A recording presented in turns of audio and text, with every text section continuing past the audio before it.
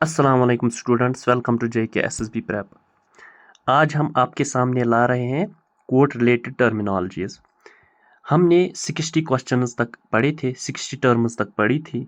अगर आपने वो लेक्चर्स नहीं देखे, मैं डिस्क्रिप्शन में आपको लिंक दे के रखूँगा, पहले वो देख के आ जाओ, इसके बाद ये वाला लेक्चर आपको देखना पड़ेगा, क्योंकि ये सारा सीरीज़ में चलता है। बहुत सारी टर्मिनोलॉजीज़ हमने पढ़ी है पीछे, तो अब हम नए नए पढ़ेंगे। इसमें कुछ रिपीट भी हो जाएंगे, लेकिन उसकी डेफिनेशंस अलग अलग रहती है फिर, इसलिए हम वो रिपीट कर रहे हैं, वरना ये अलग ही रहता है। तो पहले वो देख के आ जाओ। और आप लेक्चर को देखते हो लेकिन सब्सक्राइब नहीं करते हो, ना ही लाइक करते हो। पहले एक काम करो, पहले सब्सक्राइब करो, इसके बाद आगे चलो और सेशन को लाइक करो, ताकि मैं फर्दर ऐसे सेशंस लाता रहूँगा। क्योंकि जितने ज़्यादा आप लाइक्स करते हो, सब्सक्राइब करते हो, मुझे लग रहा है आप ये सेशंस पसंद करते हो, इसलिए मैं नए नए सेशंस लाता रहता हूँ। बिना देरी के चलेंगे आगे। आज करेंगे पूरे 50 क्वेश्चंस, तो बहुत जल्दी जल्दी करेंगे। देखो, एडवोकेट, एडवोकेट का मतलब क्या है? ए जज इन the court, a lawyer representing a client in the court, a court clerk, a law student। Advocate होता है lawyer representing a client in the court, उसी को एडवोकेट बोलते हैं हम। The term refers to the highest court. Highest court किसको बोलते हैं इंडिया में? ये तो ऑब्वियसली है हाई कोर्ट। हाई कोर्ट को नहीं बोल, हाई कोर्ट स्टेट का हाईएस्ट कोर्ट होता है, डिस्ट्रिक्ट कोर्ट नहीं होता, ये सबऑर्डिनेट कोर्ट होता है। मजिस्ट्रेट कोर्ट भी सबऑर्डिनेट कोर्ट होता है। ये सुप्रीम कोर्ट जो होता है, ये इंडिया का सबसे हाईएस्ट कोर्ट है। बाकी सारे इसके सबऑर्डिनेट कोर्ट्स है। जो ये डिसीजन करेगा वो सारे कोर्ट्स पे बाइंडिंग होता है। ये बात भी याद रखना है, क्योंकि सुप्रीम कोर्ट का डिसीजन ही सारे लोअर कोर्ट्स का बाइंडिंग होता है। अब देखो, अब आ गई आपके सामने बहुत इंपॉर्टेंट टर्म, ये बेल। बेल क्या होती है? The act of remanding an accused in the custody,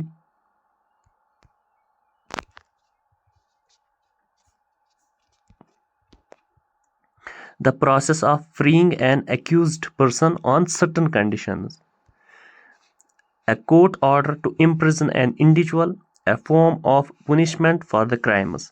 bell क्या होती है? अगर आपको अगर कोर्ट ने किसी को 3 साल सज़ा दी है, अब इनको लग रहा है ये बंदा अच्छा है, हो सकता है इसको गलती हो गई है, लेकिन इसको चांस देंगे, अब थोड़ा रिहाई करेंगे, लेकिन इसको फिर हाज़िरी देनी होती है। मतलब 1 मंथ के बाद, जितना टाइम रखते हैं, इसको हाज़िरी देनी होती है ये जेल में। मतलब राजेश, हाँ मैं यहाँ ही हूँ और वो कंट्री से बाहर नहीं निकल सकता है। अब उसको थोड़ी रिहाइश देते हैं, इसको बोलते हैं the process of freeing an accused person on certain conditions. ये होता है ये बेल। अब बेल मैं आपको बताऊंगा, बेल कितने टाइप्स की होती है। एक होती है एंटिसिपेटरी बेल, ये बात याद रखना। एंटिसिपेटरी बेल क्या होती है? एंटिसिपेटरी बेल होती है, किसी शख्स को लगता है, एक आदमी है, इसको लगेगा, क्या लगेगा कि मुझे कल अरेस्ट करने वाले हैं। अब वो एक दिन पहले ही जाएगा कोर्ट में, मुझे बेल दे दो, ताकि वो अरेस्ट से बच जाता है। अब इसको पता है कल मुझे जेल जाना है, फिर छूटने का कोई वो ही नहीं है, वो पहले ही कोर्ट में जाता है, मुझे बेल दे दो इसको। और कोर्ट ने उसको बेल दे दी, हाँ, अब इसको अरेस्ट नहीं कर सकते, क्योंकि कोर्ट का ऑर्डर है, इसको बेल का ऑर्डर है, इसलिए इसको बोलते हैं एंटिसिपेटरी बेल। और एक होती है, इसमें बेल के 2 किस्म है, एक होती है bailable offence and non bailable offence. Bailable offence होता है वो ऑफेंस, वो क्राइम जिसमें बेल आपका राइट है, मतलब कोर्ट को ज़रूर आपको बेल देनी पड़ेगी। वो इतना ख़तरनाक जुर्म भी नहीं होता है जिसमें आपको बेल ना देनी पड़े। मिसाल के तौर पर आपने कोई क्राइम किया जिसकी सज़ा है लेस दैन 3 ईयर्स, यह बात आप याद रखना। 3 ईयर्स से कम सज़ा है, अब क्या होगी? अब 3 ईयर्स कम सज़ा है, मतलब इतना ख़तरनाक संगीन क्राइम नहीं किया, मतलब इसका बेल का राइट है, इसको बोलते हैं बेलेबल ऑफेंस।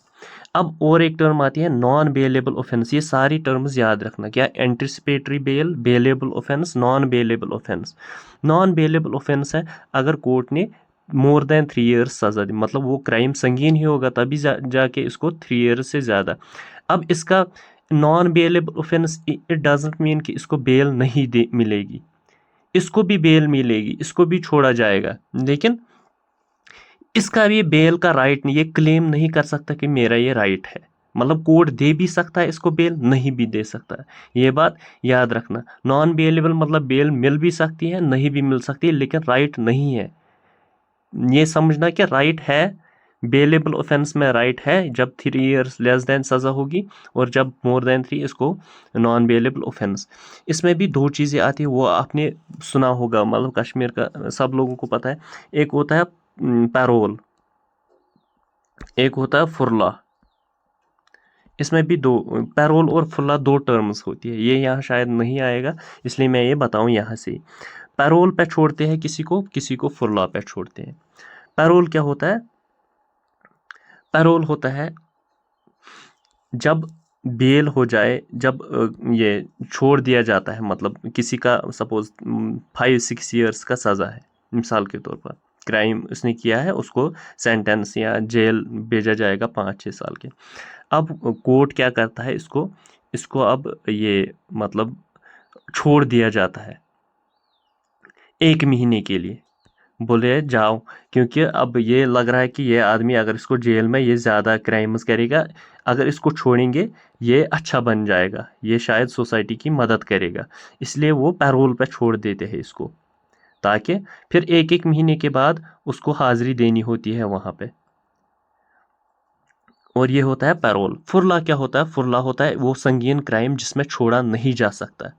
आपने देखा अगर किसी मिलिटेंट को पकड़ा जाता है बाकी चीज़ को, उसको फिर फुरला देते हैं। फुरला मतलब ये याद रखना फुरला फैमिली की रिलेटेड, मतलब सोशल रिलेशंस, अगर आपका कोई गुजर जाए घर में बाकी चीज़ें, फिर क्या करता है इसको फिर 7 से 14 दिन के लिए छोड़ा जाता है, ताकि आप बाकी सारे जो जितने भी फंक्शंस हैं, फैमिली फंक्शंस, या किसी की शादी है, वो किसी की बेटी की शादी है, बेटे की शादी है, बाकी चीज़ें, तो वो उसको उतने टाइम के लिए छोड़ा जाता है, ना कि उसको इस तरह जैसे पैरोल को छोड़ा जाता है 1 महीने के बाद, फिर 1 महीने के बाद हाजिरी देता है, फिर से 1 महीने के बाद इसको एक्सटेंशन मिलती है। इस तरह फुरला को खाली फैमिली फंक्शंस में या सोशल रिलेशंस के लिहाज से छोड़ा जाता है कुछ दिनों के लिए बस, और बाकी इसको कभी नहीं छोड़ा जाता है। इसका क्राइम ही संगीन होता है। अब आपने ये सारी चीज़ें समझी होगी ये बेल के बारे में, क्योंकि बेल पर क्वेश्चन आ सकता है, इसलिए मैंने सोचा इस पर अच्छे से एक्सप्लेन करूंगा।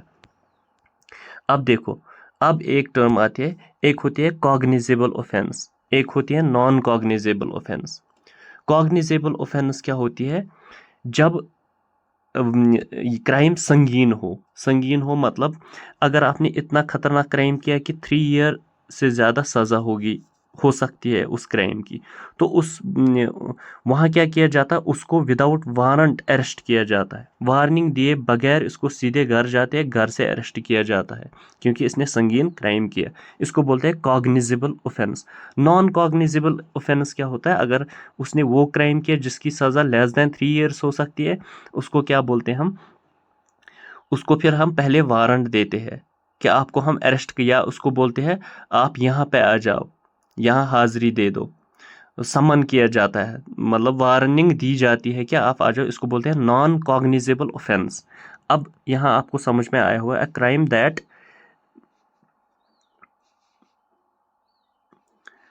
crime that can be tried without a warrant, a crime that requires a trial, as non-serious offense, an offense where the punishment of is life imprisonment। अब देखो वो पहला ही है जो मैंने बताया, विदाउट एनी वारंट, क्योंकि इसने संगीन क्राइम ही किया होता है। अब और एक question, which of the following is true about the contempt of court. Contempt of court क्या होता है? कंटेम्प्ट ऑफ कोर्ट होता है अगर कोर्ट ने कोई फैसला सुनाया, कोर्ट ने कोई वर्डिक्ट दिया, आपने क्या किया, आपने पब्लिकली ये बताया कि ये कोर्ट क्या है, गलत डिसीजन लिया, खुद ही चोरी कर रहे हैं, वो है करप्शन की। अब यहाँ डिसरेस्पेक्ट करोगे कोर्ट को, कोर्ट के फैसले सही नहीं होते हैं। अब इसका एक प्रोसीजर होता है। अगर आपको लगे कोर्ट का आप इस पे लॉ सूट फाइल कर सकते हो कि ये ऐसा होना चाहिए या इसमें कोई कमियां हैं, लेकिन ऐसे पब्लिकली इसको डिसरेस्पेक्ट नहीं कर सकते हो, या लॉ जो उन्होंने पास किया वो आप, या वर्डिक्ट दिया उसका खिलाफ वर्जी आप पब्लिकली क्रिटिसाइज नहीं कर सकते हो, ऐसा वैसा। इसको बोलते हैं हम ये कॉन्टेम्प्ट ऑफ कोर्ट। क्या होगा इसका? The disrespect shown to the public, नहीं, the disrespect shown to the court आना चाहिए, पब्लिक को नहीं, कोर्ट को डिसरेस्पेक्ट किया। Disobeying the order of the court, misuse of the public funds, a criminal act of outside the court.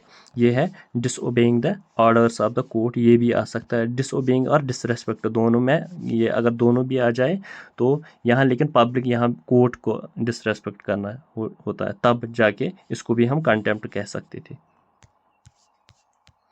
अब देखो सबसे important, what is a writ in Indian constitution. Writ क्या होती है? कोर्ट ने कोई ऑर्डर दे दिया रिटर्न, कोई ये ऑर्डर दे दिया रिटर्न में, ये आपको करना है, ये नहीं करना है, तो इसको हम बोलते हैं writ.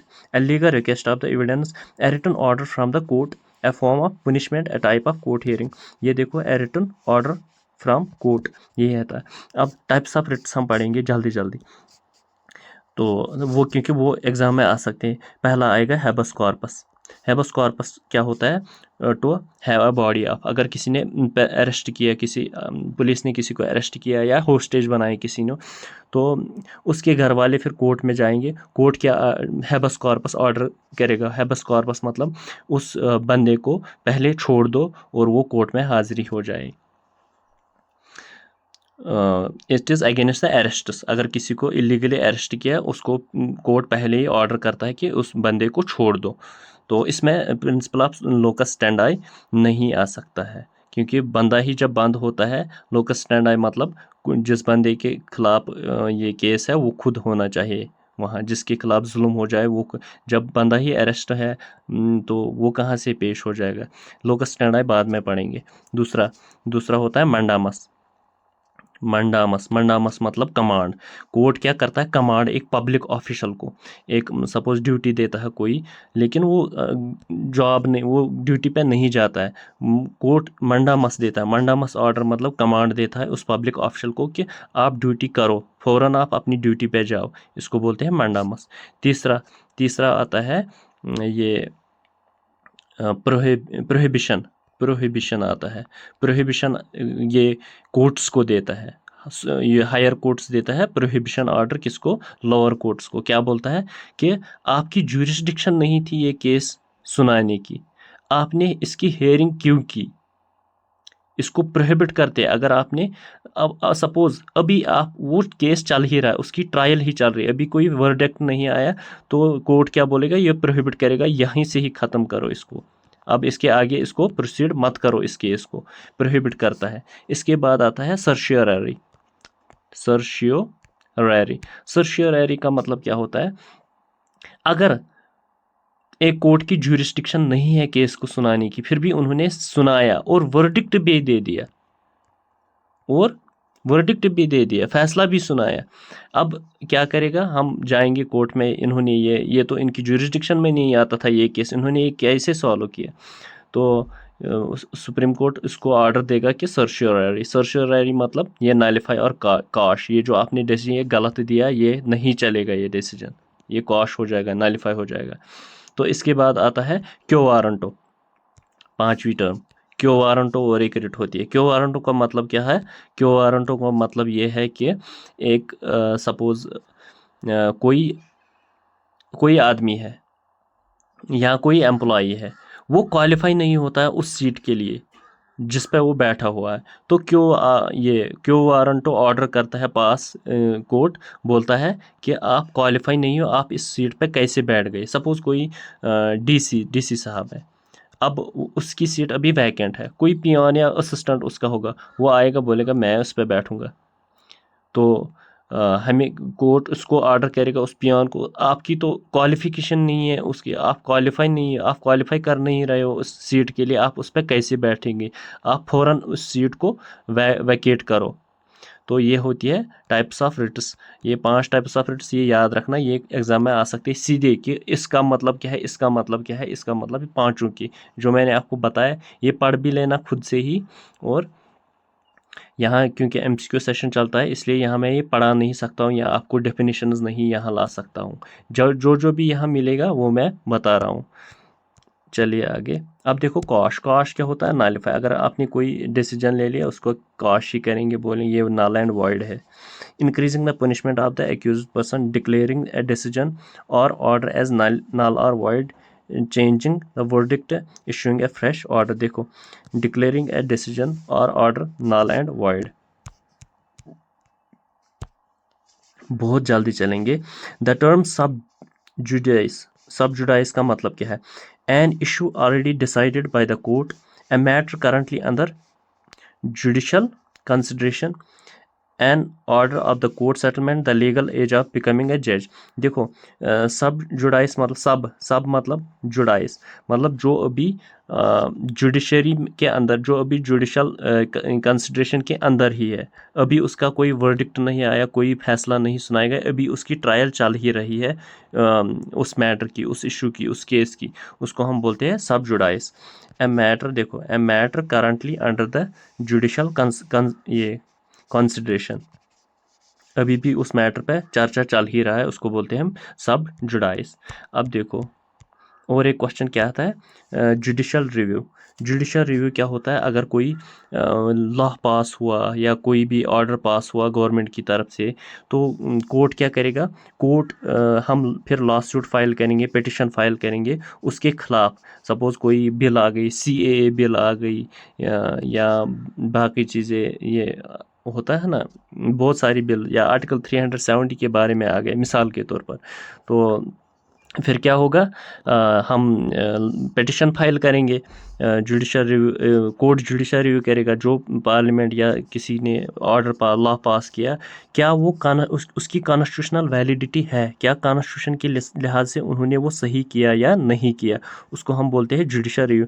Judicial review basic structure of constitution है, क्योंकि अगर जुडिशल रिव्यू नहीं हो सकता फिर कोई भी कानून पास हो जाता और ये मान लेते हैं, फिर ये इसको सुप्रीम कोर्ट को ये नल एंड वॉइड करार देना होता है अगर इसको लगे कि इसकी कॉन्स्टिट्यूशनल वैलिडिटी नहीं है। चलो जल्दी जल्दी क्या है इसका option, the process of a court reviewing the constitutionality of the laws and actions, ये आएगा इसका आंसर। चलेंगे आगे। The term moot court, moot court क्या होता है, a court that handles minor cases, a practice of court for law students to simulate legal proceedings, a court dealing with family matters, a court where only appellate court are heard. देखो moot court क्या होता है, ये hypothetical court होता है law students के लिए। वो क्या करते हैं, उनके लिए एक जज होता है और लॉयर्स होते हैं और एक केस दिया जाता है उनको, वो वहाँ प्रैक्टिस करते हैं, क्योंकि जो असली केस है उससे पहले वो उसी कोर्ट में कि ये प्रैक्टिस करते हैं ताकि हमें आगे असली केस सुनाने में कोई दिक्कत ना आ जाए, उसको हम बोलते हैं मूट केट। ये हाइपोथेटिकल ये कोर्ट होता है। A practice of court for law students to simulate legal proceedings, ये आएगा इसका आंसर। चलिए आगे। हाँ, which of the term the act of making false statements under oath, इसका मतलब क्या है, इसको बोलते हैं आपने कोई ये ओठ शपथ लिया और आपने फिर गलत बताया, आपने सपोज वहाँ खाते हैं ना कसम, हम कुरान की कसम, गीता की कसम खाते हैं, क्या जो भी हम बोलें वह सच बोलते हैं, लेकिन उसने वो झूठ बताया, उसको क्या बोल देंगे हम, इसको बोलेंगे हम परजरी। परजरी। कंटेम्प्ट मैंने आपको बताया, कंटेम्प्ट होता है डिसरेस्पेक्ट और ऑर्डर को फॉलो नहीं करना। फॉर्जरी मतलब फॉल्स डॉक्यूमेंट्स पेश करना, गलत डॉक्यूमेंट्स बनाना। डिफेमेशन होता है किसी को डिफेम करेंगे। पब्लिक प्रोसिक्यूटर, पब्लिक प्रोसिक्यूटर क्या होता है, a lawyer who represents the accused in the criminal cases, a lawyer who represents the government in criminal cases, a जज who presides over the criminal case, a government official who defends civil cases। देखो public prosecutor क्या होता है, government के खिलाफ कोई criminal case आता है कि गवर्नमेंट ने यहाँ कोई क्राइम किया है, तो यहाँ आता है पब्लिक प्रोसिक्यूटर। वो हो सकता है अटॉर्नी जनरल, एडवोकेट जनरल, वो भी मतलब कोई भी आ सकता है। फिर वो क्या कर रहा है, वो डिफेंड करता है गवर्नमेंट को, वो गवर्नमेंट का लॉयर एक टाइप का होता है जो डिफेंड करता है गवर्नमेंट को इन क्रिमिनल केसेस कि हमने ये सही किया। अब देखो क्या है, a lawyer who represents the government in criminal cases, उसी को बोलेंगे हम public prosecutor. A caveat in legal terms means, caveat का मतलब क्या होता है, a warning or caution filed in a court to prevent a particular order, a legal action to impose a fine, a type of court order, a temporary injunction in the civil matters। caveat का मतलब क्या होता है, एक warning दी जाती है, एक warning दी जाती है क्या, कि ये केस, ये पर्टिकुलर ऑर्डर है, ये आपको नहीं अभी सुनाना है, क्योंकि सपोज इसमें इन्वॉल्व कोई पार्टी है, उस पार्टी के बगैर ये केस अभी सुना नहीं, इसकी ट्रायल नहीं ले सकते, क्योंकि उनके पास कोई ऐसा एविडेंस है, विटनेस है कि अगर हमने उनके बगैर ही सुनाया वो फिर ठीक नहीं रहेगा डिसीजन। इसलिए फिर हम उनको प्रिवेंट करते हैं उस ऑर्डर के लिए कि ये आप नहीं कर सकते हो अभी। ये है वार्निंग और caution filed in a court to prevent a particular order. अभी हम कोर्ट को बता रहे हैं ये ऑर्डर अभी मत, ये पास मत करो, अभी कुछ बाकी चीज़ें बाकी है, अभी जो पार्टीज़ है इन्वॉल्वड है वो अभी आई नहीं है, उनके बगैर ये नहीं हो सकता, इसको बोलते हैं केवेट। अब देखो which of the following is code of criminal procedure, CRPC। CRPC मतलब क्या है, a law that governs a punishment और of offenders, a law that governs a procedure for criminal trials, a law for the prevention of crimes, a law for defining the offences. Code of criminal procedures में क्या होता है, a law that governs the procedure for criminal trials, a law that governs the procedure for criminal trials। ये criminal procedures है, ये criminals के बारे में, क्या procedures क्या है क्या नहीं है, क्या किस तरह क्या सज़ा होगी, ये होता है इसमें। अच्छा, the term injunction refers to, injunction क्या होती है, a court order that prevents a person from doing something, a court order that directs the person to do something, a type of bail, a court order for immediate arrest।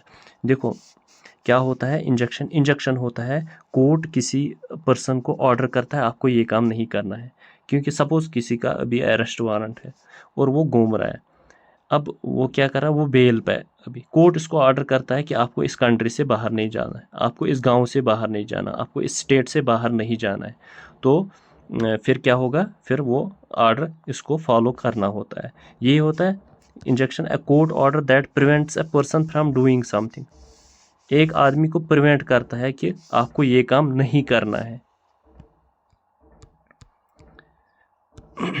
Which are the following term for a lawsuit और case filed by person in a court, इसको क्या हम बोलते हैं, हम law suit और case, इसको हम बोलते हैं सूट।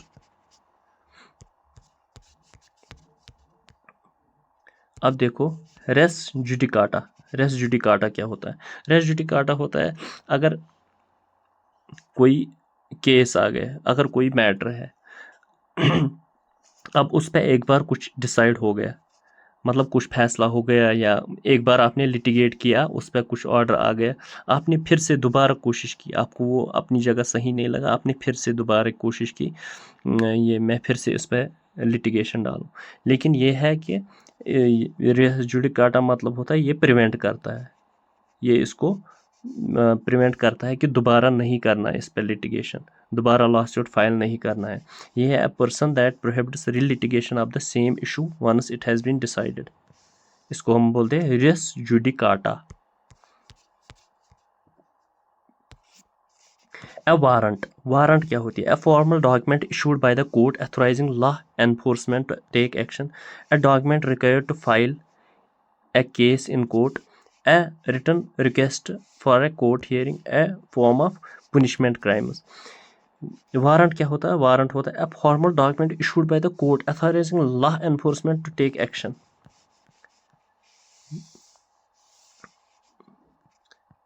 देते हैं ना किसी को वारंट कि आपको अरेस्ट किया जाता है, आपको ये किया जाता है, यही है a formal document, formal document official documents के ज़रिए से कोर्ट अथोराइज करता है law enforcement to take action, किसी के खिलाफ एक्शन करना है, किसको, लॉ एनफोर्समेंट को।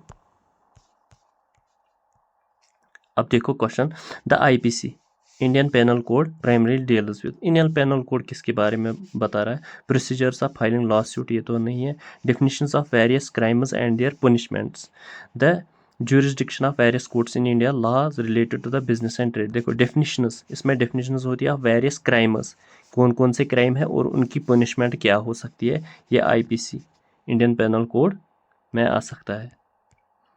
अब देखो the term breach of contract, तो ये क्या होता है, आपने एक लीगल, दो फरीकों ने आपस में एक लीगल कॉन्ट्रैक्ट बनाया, उसमें कुछ उन्होंने टर्म्स एंड कंडीशंस रखी, तो आपने क्या काम किया, ये एक पार्टी है उसने ये टर्म मानी नहीं, इसमें उसने वायलेट की ये टर्म, इसके खिलाफ वर्जी की, इसका मतलब होता है ब्रीच ऑफ कॉन्ट्रैक्ट, या आपने कॉन्ट्रैक्ट ही को नहीं माना, तो इसको हम बोलते हैं breach of contract. Breaking legal contracts terms and conditions, the establishment of new contract, legal action to enforce contract, a new clause in the contract that changes its terms।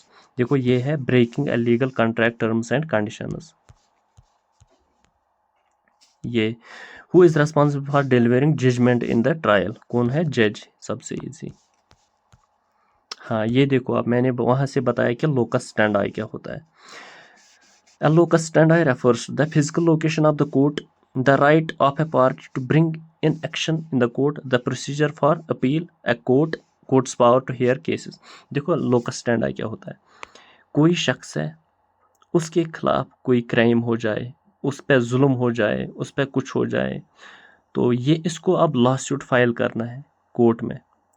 अब क्या है कि ये खुद होना चाहिए वहाँ, खुद उसकी बॉडी खुद प्रेजेंट होनी चाहिए वहाँ, खुद जाना चाहिए कि मेरे साथ ये जुल्म अत्याचार हुई, बाकी चीज़ हुई, तो इसको हम बोलते हैं लोकस स्टैंडी, मतलब प्रेजेंस ऑफ दैट पर्सन, जिसके खिलाफ, मतलब जिस पर कुछ ये केस, मतलब जिसको कुछ केस करना है, ये है the right of the party to bring an action, उसी पार्टी की राइट है to bring an action in the court, किसको, जिस पे ये हुआ है।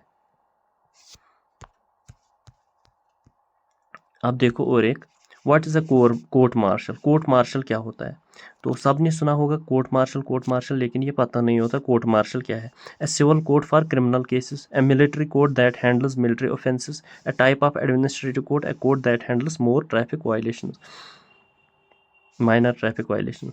अब क्या है, कोर्ट मार्शल होता है मिलिट्री कोर्ट, सपोज किसी मिलिट्री वाले ने कोई क्राइम किया, उसको अब सिविल कोर्ट्स में नहीं लिया जा सकता, हाई कोर्ट, सुप्रीम कोर्ट, उनका अलग कोर्ट होता है जिसको बोलते हैं हम कोर्ट मार्शल, मिलिट्री कोर्ट जिसको हम बोलते हैं, वहाँ पे जो सज़ा उसको सुनाई दी जाती है वही सज़ा उस पर बाइंडिंग होती है। क्या है, a military court that handles military offences, suppose इसने कोई मर्डर किया, क्योंकि अक्सर बेशतर तो इनको यही मर्डर केसेस ही लगते हैं, तो अब वो हाई कोर्ट या सुप्रीम कोर्ट नहीं जा सकते, अब उनको कोर्ट मार्शल में ही, अपने ही कोर्ट में ही ये सज़ा सुनाई दी जाती है। अब देखो और एक question, the term in camera, आपको ये लग रहा होगा इन कैमरा मतलब कैमरा में आ गए और आप क्या कर रहे हैं, तो फिर हम ये पब्लिक फिर यूट्यूब पे डालेंगे, देखेंगे सारी, यही इन कैमरा का उल्टा होता है, इन कैमरा होता है प्राइवेट और हिडन।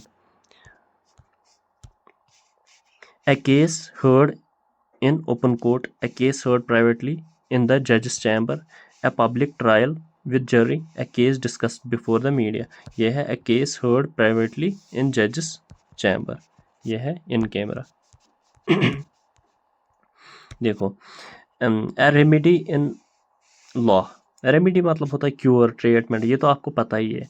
तो a decision made by the court, a legal solution for the violation of legal rights, a punishment for the criminal, a type of law enforcement. देखो अ legal solution, ये मैंने आपको बताया, remedy का मतलब ही cure, treatment. A legal solution for violation of the legal rights, किसी के लीगल राइट्स वायलेट हुए, उसका हम सोल्यूशन निकालेंगे, उसको हम वो वायलेशन नहीं करने देंगे, उसको अपने राइट्स देंगे, उसको बोलते हैं हम रेमेडी।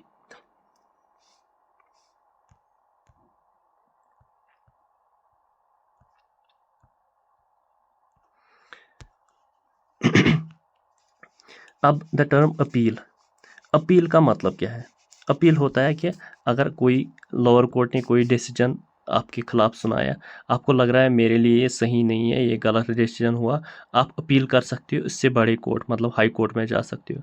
अगर आपको लगा हाई कोर्ट ने फैसला नहीं सुनाया, आप सुप्रीम कोर्ट पे जा सकते हो, मतलब अपील कर सकते हो हायर कोर्ट्स में कि मुझे इस पर फैसला सुनाओ, मुझे इस पर कोई ये वर्डिक्ट दे दो।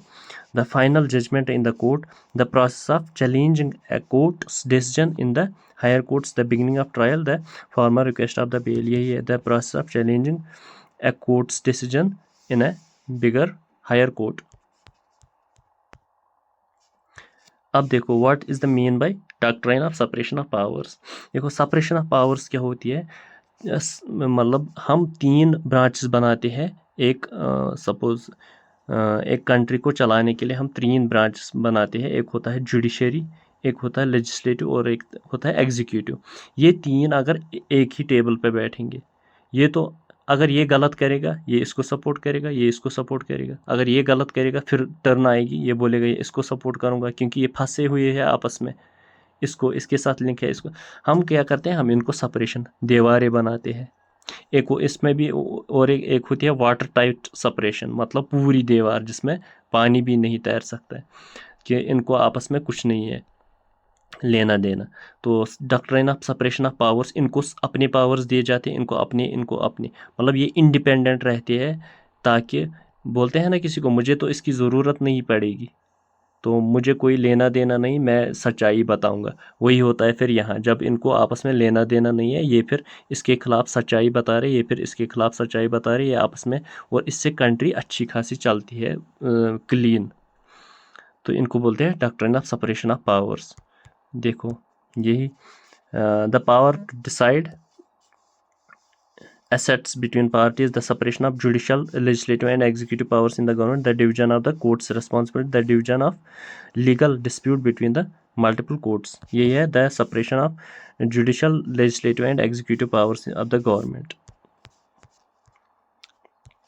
अब आ गया हैबस कॉर्पस, जो मैंने आपको ऊपर बताया हैबस कॉर्पस क्या होता है। Petition filed by the removal of A case from a court to another, the person is released from unlawful detention, from imprisonment, a legal claim for inheritance rights, a legal remedy for bench contract। ये मैंने आपको बताया habeas corpus क्या होता है, to have the body, मतलब जिसको आपने अरेस्ट किया उसको रिलीज़ करो और इसको यहाँ कोर्ट में प्रेजेंट करो। तो ये ऑर्डर देता है किसको, अगर किसी को होस्टेज रखा गया या अरेस्ट किया गया है, अगेंस्ट द अरेस्ट होता है ये है, a person is released from unlawful detention or imprisonment।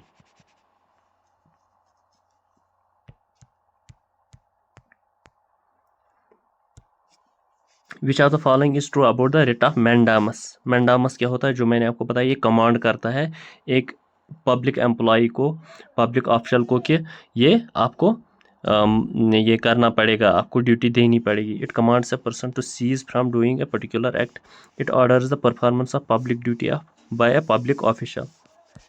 ये है ना, तो ये है इसका आंसर कि it orders the performance of public duty by a public official.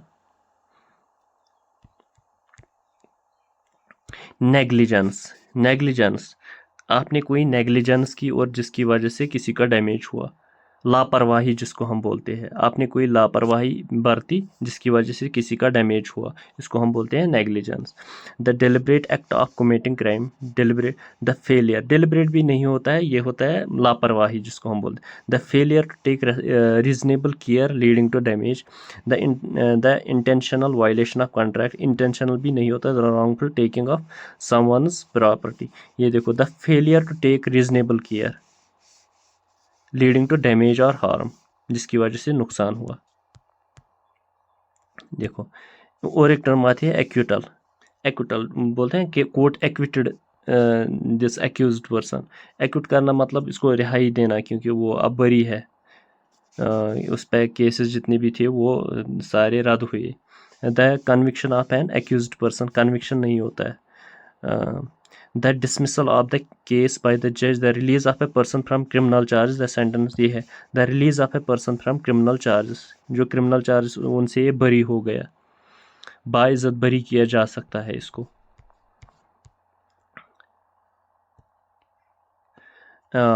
और एक आती है प्राइमा फेसी। प्राइमा फेसी क्या होती है कि आपको कोई इनिशियल विटनेस एविडेंस मिले, आप उसी पे सीधे डिसीजन देते हो, आप इंतज़ार नहीं करते हो कि कोई और विटनेस आ जाए, कोई अपोजिशन में कोई फिर वो गलत भी हो सकता है या सही, क्योंकि इनिशियली आपने कोई एविडेंस देखी, सीधे उसी पे फैसला लिया, उसको हम बोलते हैं प्राइमा फेसी। तो क्या है, a judgment passed without the consideration of evidence, a judgment based on the first impression of evidence, the final decision made after all evidence is presented, a decision given without any trial। ये है a decision based on the first impression of evidence, पहले ही evidence पे आपने छक्का मार दिया, आपने फैसला सुनाया।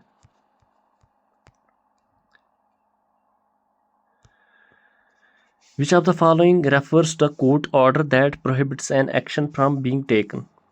कौन सा ऑर्डर है? Which of the following refers to a court's order? Court कोई ऑर्डर करता है that prohibits an action from being taken, कोई एक्शन आपको नहीं करनी किसी, ये मैंने आपको बताया कि इंजेक्शन क्या होता है, कि एक पर्सन को प्रोहिबिट किया जाता है कि आपको ये काम नहीं करना है, टेम्पररी इंजेक्शन, आपको फिलहाल ये काम नहीं करना है, आपको यहाँ पे ये काम करना है, ये नहीं करना है, इसको बोलते हैं हम टेम्पररी इंजेक्शन। कॉजेशन, कॉजेशन मतलब वही है cause consequences, the cause and effect relationship between the defendant's acts and damage caused, the process of filing lawsuit, the judge's explanation of verdict, the final step of criminal trial। यही है the cause and effect relationship between the defendant's action, defendant ने कोई act ये act किया, उसकी वजह से क्या डैमेज हुआ, इसको बोलते हैं कॉजेशन। देखो अब है what does the pardoning power of the president mean? Pardoning power, pardon मतलब माफ़ करना। सपोज किसी को डेथ सेंटेंस हुई, फिर हम प्रेसिडेंट पे, सुप्रीम कोर्ट ने बोला कि अब इसको हैंग किया जाएगा टिल डेथ, तो अब वो बंदा क्या करेगा, वो प्रेसिडेंट को लेटर लिखेगा कि मुझे पार्डन मतलब मुझे माफ़ करो, मुझे सज़ा कम करो या कुछ भी करो। तो प्रेसिडेंट का पावर होता है कि वो माफ़ कर, वो इवन डेथ सेंटेंस भी माफ़ कर सकता है, प्रेसिडेंट का इतना पावर होता है, पार्डनिंग पावर्स। उसका वो सारे कमीशन रिमिशन, वो पार्डनिंग पावर्स आपको नहीं पढ़ने हैं, वो कॉन्स्टिट्यूशन में है, वो यहाँ कोर्ट्स के रिलेटेड नहीं है, लेकिन है प्रेसिडेंट के पास पार्डनिंग पावर, वो सुप्रीम कोर्ट से भी ऊपर पावर्स होते हैं, वो डेथ सेंटेंस को भी ये कर सकता है। The authority to grant clemency and forgive the convicted person, ये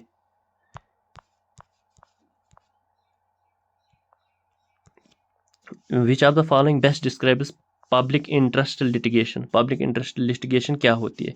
A lawsuit brought by the government agency, ये तो नहीं होता है। A case filed by the welfare of the public, यही होता है। Or the protection of public rights, a criminal case filed by the public prosecutor, a legal procedure for ये personal grievances, ये है। पब्लिक वेलफेयर के लिए हम कोई सपोज किसी जगह स्टेट लैंड है, बाकी उस पर कुछ हुआ है, क्या हुआ, कब्जा हुआ, फिर हम पब्लिक इंटरेस्ट लिटिगेशन करते हैं, तो फिर यही होता है पब्लिक इंटरेस्ट लिटिगेशन। रेस सब जुडाइस, रेस सब जुडाइस का मतलब क्या है? A case that is still pending in the court, a decision made in favor of one party, a case already decided by the court, a case that can be appealed in the higher courts। res sub judice क्या होता है? A case that is still pending in the court, ये होता है सब जुडाइस, मैंने आपको बताया रेस सब जुडाइस जो अभी भी यहाँ पेंडिंग है। अब देखो सो मोटो, सो मोटो मतलब कोर्ट खुद ही ये कुछ खुद ही कोई किसी चीज़ पे फैसला सुना दे। सपोज कोई जज साहब आ गए, वो बाहर घूमता रहा और बीच सड़क में इसको कुछ लगा यहाँ कुछ गलत हो रहा है, तो वो क्या करेगा, वो सीधे कोर्ट आएगा, कोर्ट में खुद ही कोई फैसला उस पर सुनाएगा, बोलेगा मैंने वहाँ ये देखा, ये नहीं होना चाहिए, उसको बोलते हैं हम सुओ मोटो। क्या है इसका आंसर? एक्शंस, ये action taken by the court based on petition from the party, based on petition तो नहीं होता, ये कोर्ट खुद ही करता है। Action taken by the court based on its own initiative without A request, Actions taken by the court after both parties have agreed. Actions taken by the court after a third party intervention. देखो ये मैंने बताया, actions taken by the court based on its own initiative without a request. किसी की request की जरूरत, ये court खुद ही फैसला सुना देता है, इसको बोलते हैं सुओ मोटो। अब ये है द टर्म इंडाइसमेंट। इंडाइसमेंट क्या होता है? The final judgment in the case, the formal charge और accusation by the crime, the process of trial by the jury, the final ruling by the on damages. इंडाइसमेंट क्या होता है? ये होता है द फॉर्मल चार्ज और acquisition of a crime. Suppose किसी ने कोई क्राइम किया, ABC ने क्राइम किया, सारे बोलेंगे इसने क्राइम किया, इसने क्राइम किया, इसने क्राइम किया, लेकिन इसका इंडाइसमेंट नहीं बोलते। इंडाइसमेंट होता है जब कोई जाएगा कोर्ट में, इसको ऑफिशियली फाइल करे, पिटिशन फाइल करे इसके खिलाफ, लॉ सूट फाइल करे, तो उसको हम बोलते हैं फिर इंडाइसमेंट इस एक्यूज्ड के खिलाफ, जब फॉर्मल चार्ज हो जाए। अब देखो, अब और एक टर्म आती है जजमेंट डेटर। जजमेंट डेटर क्या होता है? अब कोर्ट ने कोई जजमेंट दे दिया किसी के खिलाफ, डिफेंडर के खिलाफ, अब वो उसको कुछ पैसे देने पड़ेंगे जिसने उस पर केस किया था, क्या किया था। अब वो बन गया डेटर। वो क्या बन गया? डेटर। इसको हम बोलते हैं जजमेंट डेटर। जजमेंट डेटर यहाँ भी आप देख सकते हैं, a person who has won the case and is entitled to remedy. Case तो हारेगा तभी जाके डेटर बनेगा। A person who is liable to pay a debt as ordered by the court, a person representing the plaintiff in the civil case, a person who receives the compensation। ये है a person who is liable to pay the debt as ordered by the court। ये बात याद रखना। अब देखो the code of civil procedure, CPC governance क्या होता है? द प्रोसीजर फॉर क्रिमिनल्स के लिए नहीं होता। The procedure for civil cases in Indian courts, the rules of constitution amendment, the process of hiring judicial officers. ये है the process for civil cases in Indian courts, इसको बोलते हैं code of civil procedure. What is detention? Detention क्या होती है? The release. Detention तो release नहीं होता है। The process of holding a person in custody, ये A type of criminal punishment है, the imposition of fine। अब देखो, अब डिटेंशन है, डिटेंशन की भी दो टाइप्स है। एक होता है जुडिशियल कस्टडी, एक होता है पुलिस कस्टडी। ये दो है। जुडिशियल कस्टडी होता है रिमांड में, मतलब जब कोर्ट ऑर्डर करेगा इसको अभी रिमांड में रखो, जब कोर्ट ऑर्डर करेगा तो उसको हम बोलते हैं जुडिशियल कस्टडी। पुलिस कस्टडी होती है जब कोर्ट का ऑर्डर नहीं होता है, लेकिन ये कम टाइम के लिए होता है, ये शायद 24 आवर्स के लिए होता है शायद, उससे पहले इसको कोर्ट में हाजिर करना होता है। अब एक है कंट्रैक्चुअल ऑब्लिगेशन। कंट्रैक्चुअल ऑब्लिगेशन वही है कि कॉन्ट्रैक्ट में जो आपको लिखा है टर्म्स एंड कंडीशंस, वो आपको माननी पड़ेगी, वो आप पे ऑब्लाइज्ड है, ऑब्लिगेशंस है आप। An obligation to obey the court orders नहीं, an obligation to perform duties outline in a legal contract, an obligation to comply with laws, an obligation to attend court hearings. यही आएगा an obligation to perform duties outline in a legal contract. कोई legal contract आपने बनाया, उस पर terms and conditions, उस पर आपको अब बाइंडिंग रहना चाहिए, उसको बोलेंगे हम contractual obligation.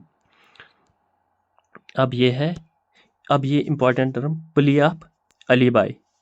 Plea of alibi क्या होता है कि हमने किसी पे केस किया कि ये आदमी इसने मर्डर किया, वो आदमी एविडेंस देता है, जस्ट टाइम आप मुझे ये बता रहे हो, मैं तो उस टाइम क्या था, मैं तो उस टाइम वहाँ पे था ही नहीं, मैं उस टाइम वहाँ किसी और जगह था, मैं उस टाइम सपोज दिल्ली में था, तो मैं कहाँ हो सकता हूँ वो।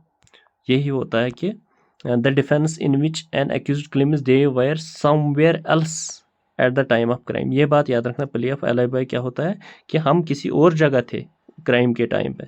अ plea for reduced sentence, a claim of self defence, a claim that the accused was forced to commit crime. यही पहला ही ऑप्शन आएगा इसका। अब देखो ब्रीच ऑफ ट्रस्ट। ट्रस्ट क्या होता है? आप पे किसी ने ट्रस्ट किया, तो ट्रस्ट के लिहाज से उसने कोई सपोज चीज़ दी आपको, जिसको हम बोलते हैं अमानत दी, या कोई भी, तो क्या हुआ, आपने उसके ट्रस्ट को ब्रीच किया, अमानत की खयानत की, वो क्या रेफर करता है, the act breaking the contract. Breaking the contract, इसको कॉन्ट्रैक्ट जो होता है उस पर ट्रस्ट नहीं है, ट्रस्ट ऐसे ही होता है, मतलब किसी पे ट्रस्ट किया उसमें कॉन्ट्रैक्ट करने की जरूरत नहीं पड़ती।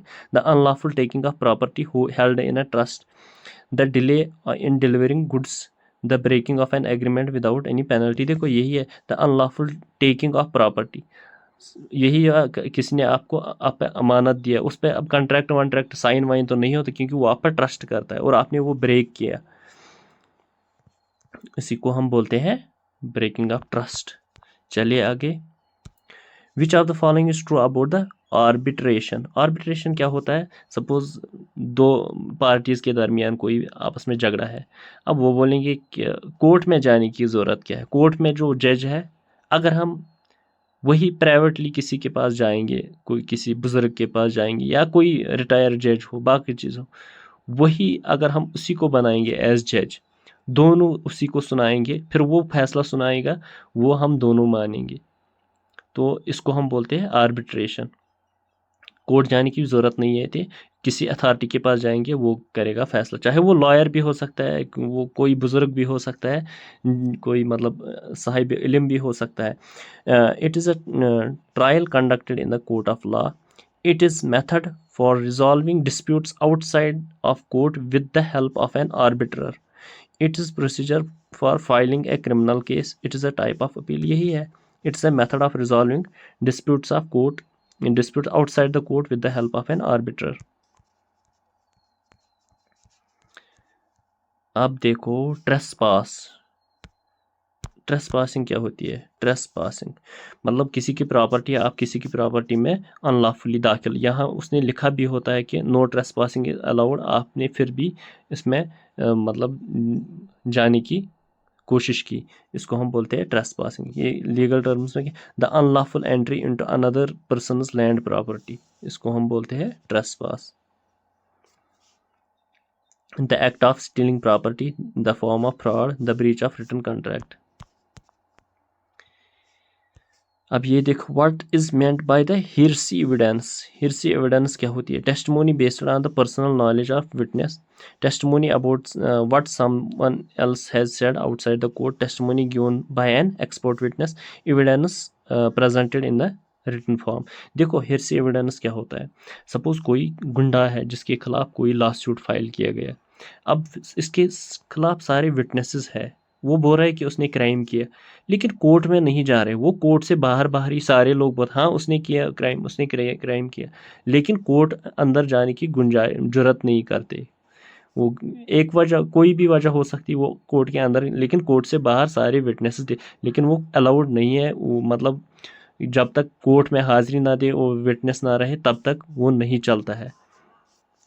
इसलिए क्या है ये, testimony about what someone else has said outside the court, किसने क्या बोला कोर्ट के बाहर, वही वो एविडेंस, बाकी चीज़ टेस्टिमोनी, तो वो नहीं चलता है कोर्ट में, बाहर जो देगा बयान। कंपनसेशन, कंपनसेशन तो आपको पता ही, कंपनसेशन क्या हो गया, a fine paid by the government, paid to the government, money awarded to a person for loss or injury, the process of seeking a settlement of the court out of the court, the penalty imposed by the, ये है money awarded to a person for loss or injury, किसी को loss हुआ या कुछ हुआ फिर compensate किया जाता है इसको, वो फिर अदर पार्टी देती है। अब एक सबसे इम्पॉर्टेंट टर्म आती है मेलिफिसेंस। मेलिफिसेंस क्या होती है, मेलिफिसेंस होती है कि एक public option, the legal right of an individual to sue the wrongful or unlawful act especially by a public official, an act of negligence in a civil law, a defense used in the criminal cases। तो मेलिफिसेंस यही होता है कि जो public official होता है, public official वो unlawful corruption करे, अनलॉफुल एक्ट करे, उसको हम बोलते हैं मेलिफिसेंस।